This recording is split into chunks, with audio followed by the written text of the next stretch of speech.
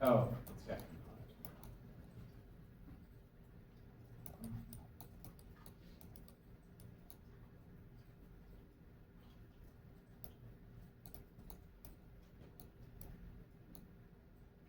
Zoom type. Bridge that.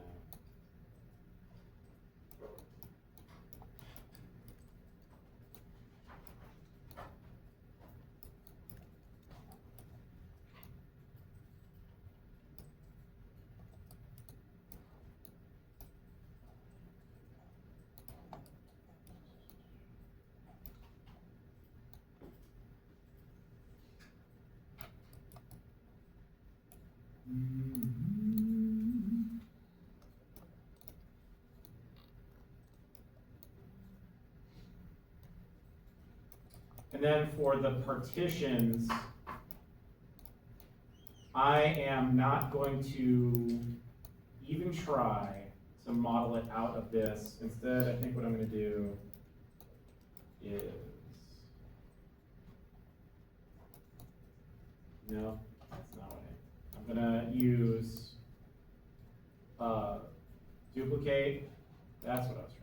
to do. You did it again.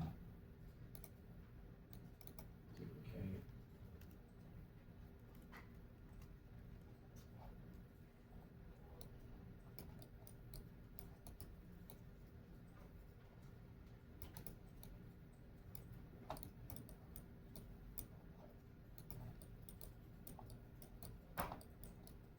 And now we shell everything. So I'm selecting this in object mode, and I'm going to hit extrude and give a little bit of a pull on it to give it a slight thickness. Even if it's made of paper, it's not gonna, it's not as, this, when it's made up of just planes, that's a two-dimensional, or a technically two-dimensional object formed into 3 dimensions. This way, it's got like a little bit of thickness to it.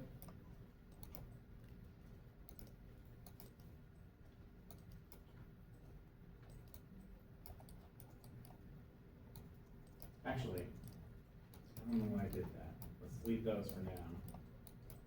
And now I'll UV map this.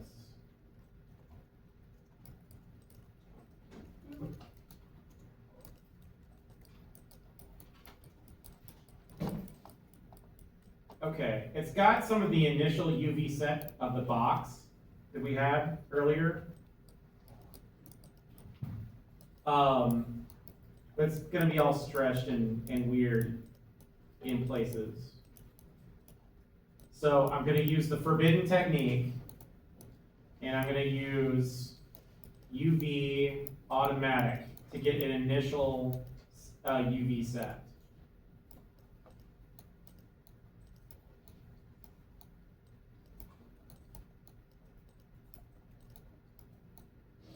It's done a pretty okay job.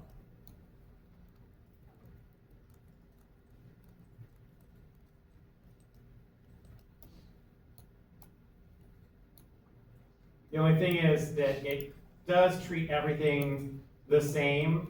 So essentially, there's a bunch of UVs that we could make cleaner. They're now just like little strips. That's these guys here. These are, let me go to UV shell. So essentially it's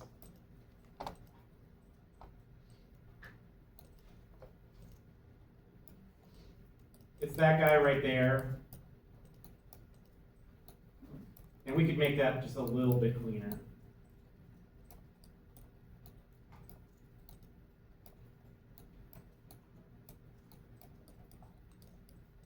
So first thing I'm going to do is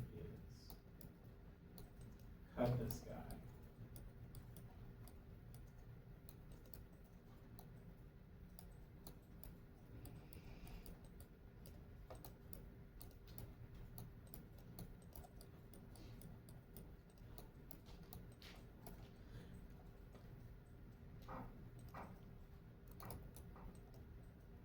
So in UVing, if you want to cut a seam, you have to do it through cut sew.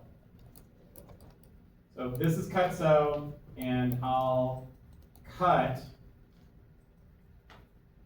Did you cut those edges? You did not. One sec. There we go. So that cuts all those edges that I just selected. And what that does is it makes these guys into their own separate shells.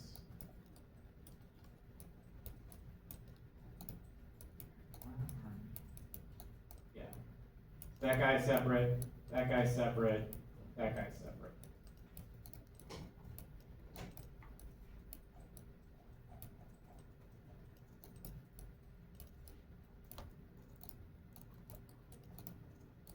Because what I want to do is line them up with some of the UV shells over here, and that'll make it just a little bit cleaner.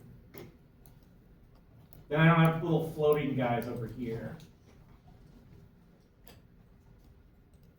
So what I'll do is I'll switch to edge, and I'll select one of those edges. And you can see, as soon as I select an edge, on one side it selects the edge on the other set. So that is the same edge as expressed in UVs as two different edges. Does that make sense? Because UVs essentially allow you to break up the faces into separate components. But I want to reunify those edges, so I'm going to go to cut and sew, and I'm going to use, now you wouldn't normally be like, use sew, don't use sew. Because sew does this, where it just kind of pulls the two edges together and completely ruins the UV set. So instead what I'm going to do is I'm going to use move and sew. So one moves over to the other. I'll do it again for this one. I'm pressing G.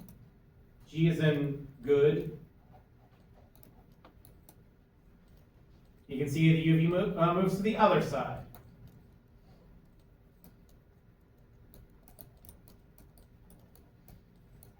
I'm going to do that for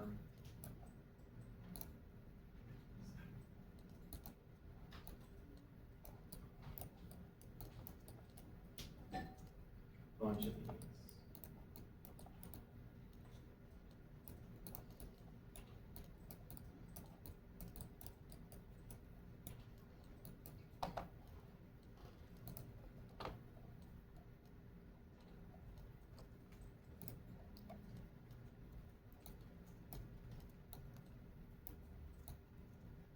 Okay, how many people ever did paper craft? Even as a kid? Oh, okay, cool. So if you don't know, paper craft is where you've got like the little you've got the cardstock in a book of activities where it's got like a little punch out area. It's like cut on these lines. And then sometimes it says glue, or sometimes it has tabs that fold into little slots, and you make like a little paper craft dragon or a paper craft Pikachu or something. No, nobody? Okay.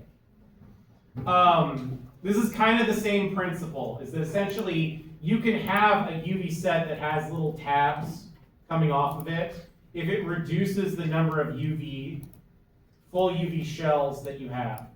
You can even, if you're really crafty, one sec. So let's do UV shell. I'm going to select this one.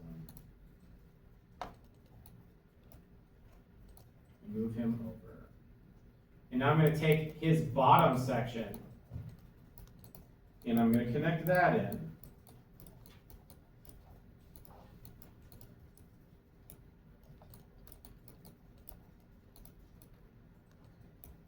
So essentially this becomes this shape, but it's like we did a rotate UV set.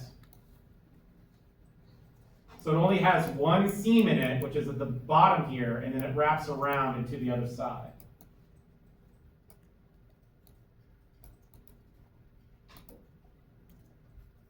If you want to get really clever with it, do something like this. where you've got the inside of that box. And I can, so the points that are connecting.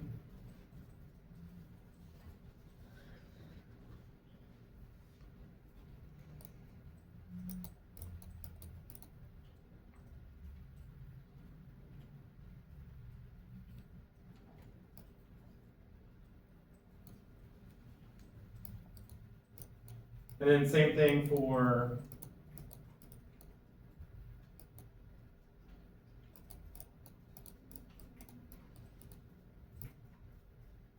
this side.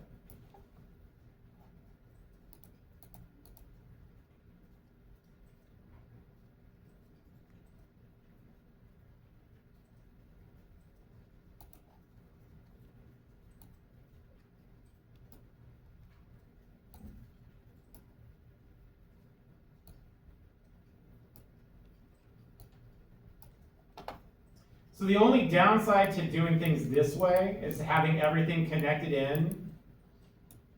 Yes, it'll have like a seamless UV set from here to here, but there are going to be breaks here and here and here. And how often are you actually ever going to see the bottom of this set?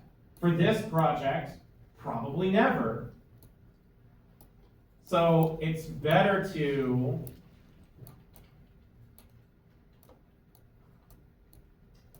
probably better to keep those separate. This interior portion, I kind of did for funsies, but what I can do is I can shrink it down because the inside is not going to be that visible.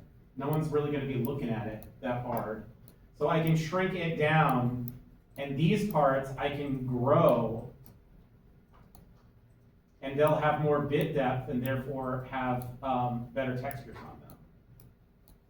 So we want the sides for sure. The bottom, though, goes over here with the shrink-a-dinks.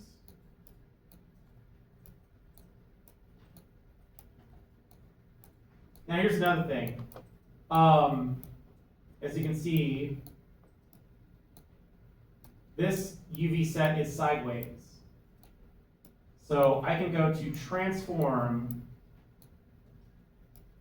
and to the rotate section, and here's it's got a 90-degree rotate. So if you want to paint your UV sets so that they only have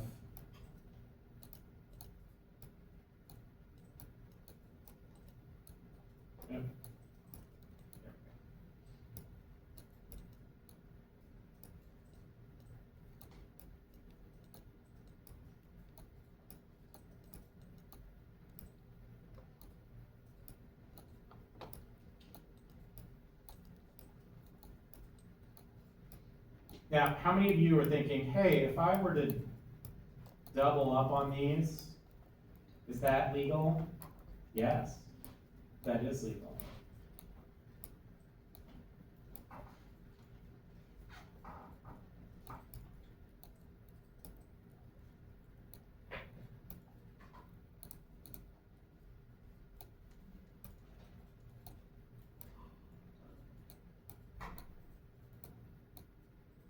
Now, because this UV set was mostly laid out for us, it does do a pretty good job of snapping to it, but you'll notice it's not exact. It has moved a little bit in transit. You've got two options at this point. One, you can live with it. And two is you can use, you can press and hold V. So I'm going to press F12 or right click and get to UV. So you can select the UVs. And then you can press and hold V. V is in victory, and that is snap to point, and UVs will snap to each other.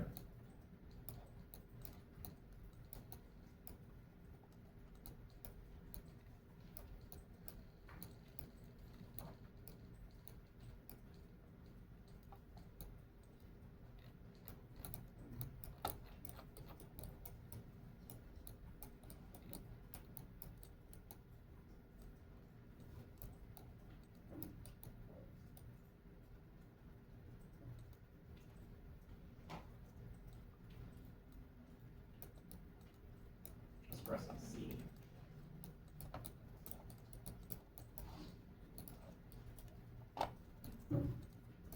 There we go.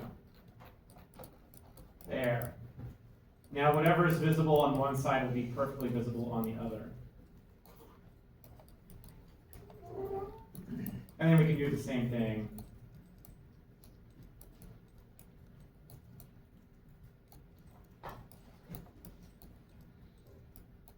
with these guys. Yes? If we double it up and we have words on top of it, won't they be the words backwards on the No, they won't. They won't? Okay. It's only reversed if the UVs are reversed.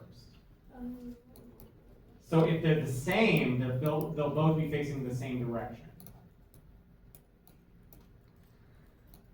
So if I turn on thing here, and I select both of these,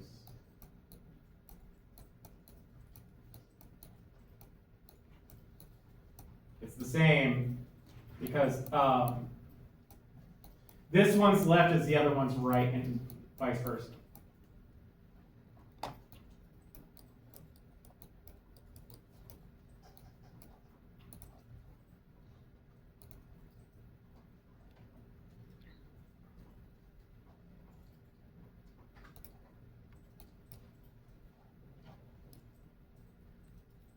The downside to this is once you've got them snapped together, you can't group them.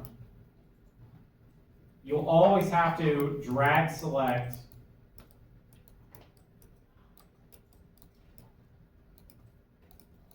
to grab both of them at the same time. Because otherwise they become misaligned and it's ruined.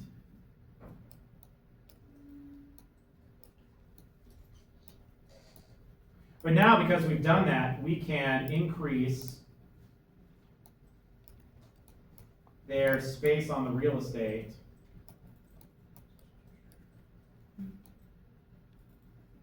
exponentially.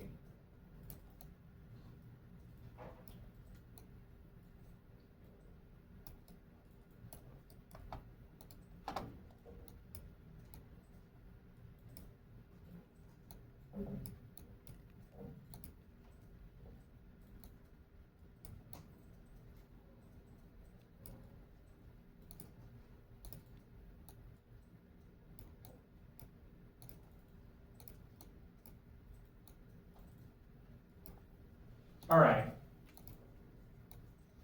So I've got that UV mapped. Now for the partitions.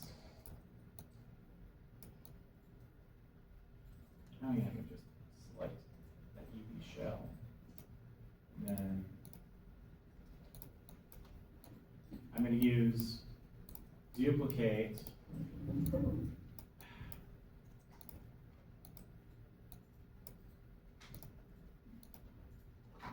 Move that guy in, then same thing here. Duplicate. Move that guy to the center. Now, something of note, when I duplicated these two sections, I accidentally brought along those two faces. That's easy to get rid of. But the UVs that I created on these duplicates are lined up with the UVs of the stuff that I created.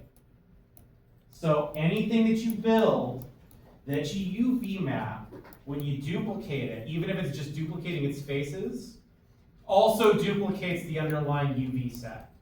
So this will save you tons of work. UV map a hand, duplicate that hand to the other side, and now you have the UVs done on the other hand. Even if you end up flipping those UVs so that the right hand can be separate from the left hand, you don't have to redo the whole damn thing over again. So a lot of times, the UV work will involve deleting a lot of assets and then UV mapping one asset that gets repeated and then reduplicating it across the rest of the model, just so you don't have to redo work. Can you UV map as you work on your models? Yes, absolutely. That candelabra we were talking about, make one of the arms and then UV map it and then duplicate it over to all the other sides that it needs to make that candelabra. You've duplicated all the UV sets as well. So that is a way to work on things. All right, I'm gonna take this guy and give him a little extrude.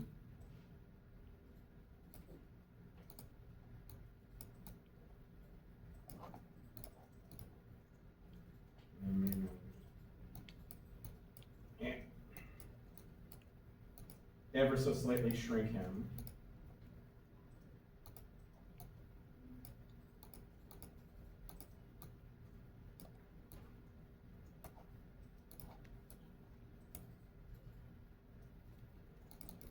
And then show this guy. Same thing.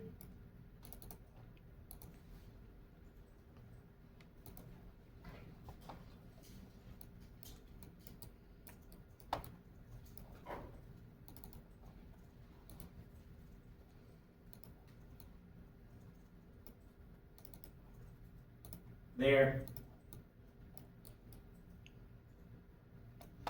Now I can adjust the UVs on this guy. I'm going to combine.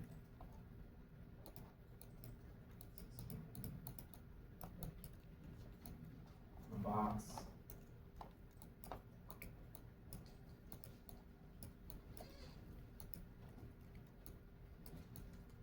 The UVs are probably laid out well enough for me to get started on texturing this thing. I could go in and make sure that the little thickness around my partitions has proper UVs, but like for our purposes right now, it's probably going to be good enough.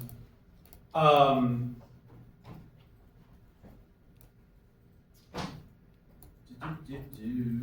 don't, my point is, if you've got like the internal partitions, don't try to make them like as one continuous piece. Don't like model it out of the box area itself.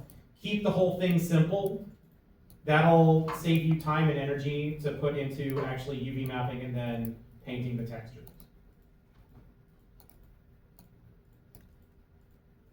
Questions on this? Yes? What about like the handle at the top of the box? Oh, I would probably, again, I'd probably make that as a separate piece Okay. that just kind of sticks out of the top. So like,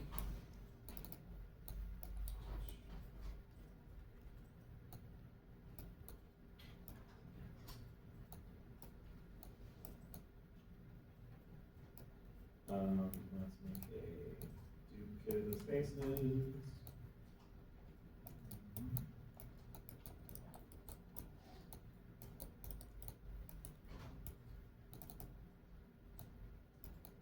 This I would have to re-UV map.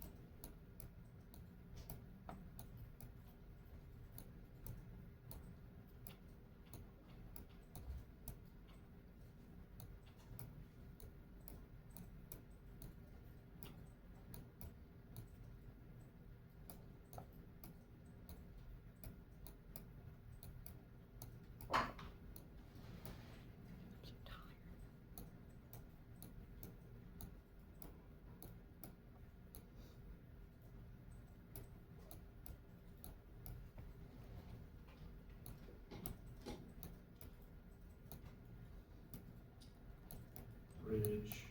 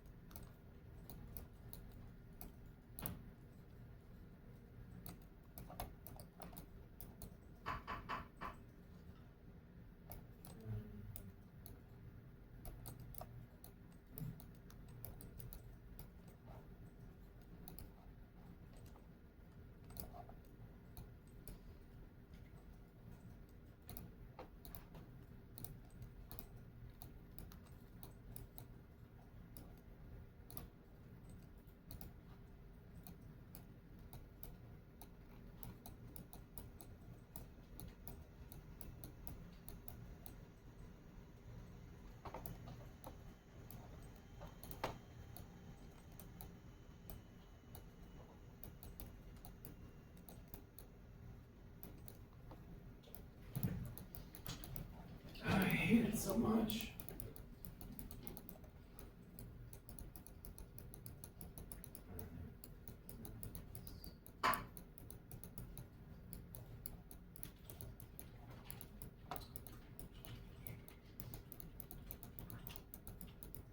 Nope. Target.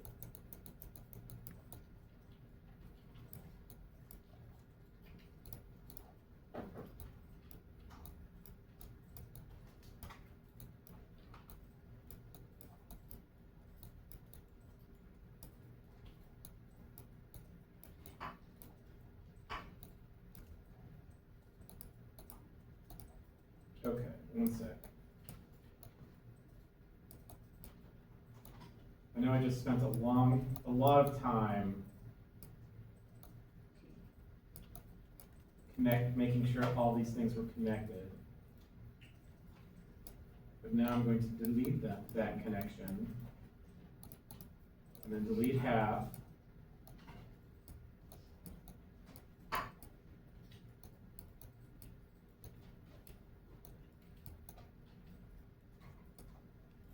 And then I'm going to UV map it.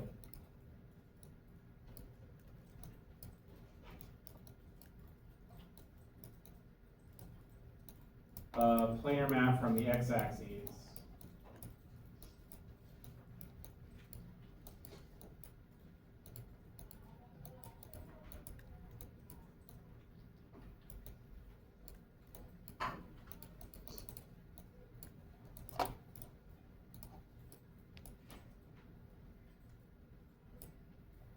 I can always rotate weird.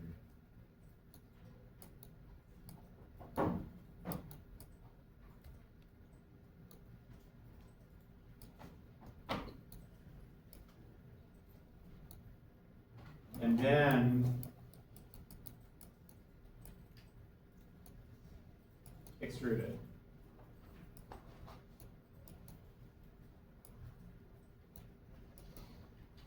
If it turns black when you extrude it, it's just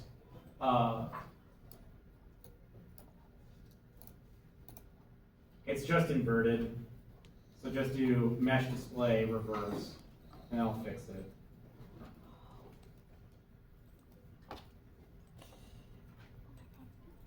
It's in a class.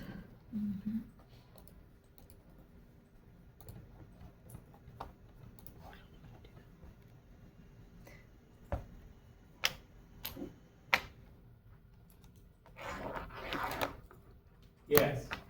It's just to double check, that tool you used to make the segments, to make it rounded in the corners, that wasn't the bevel tool, was it? That was the bevel Oh, it tool. was, okay. Yeah, bevel. One of the nice things about Maya is that all of the tools are multifunctional. Okay.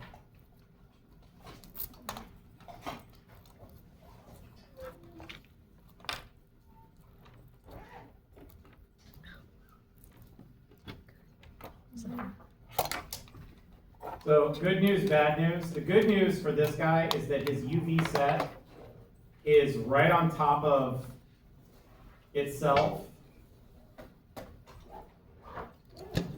So essentially this side of it will be laid out and it's just the rim of it that will have stretching. but that part of it is so thin, people might not even notice. The downside is it's not properly UV mapped.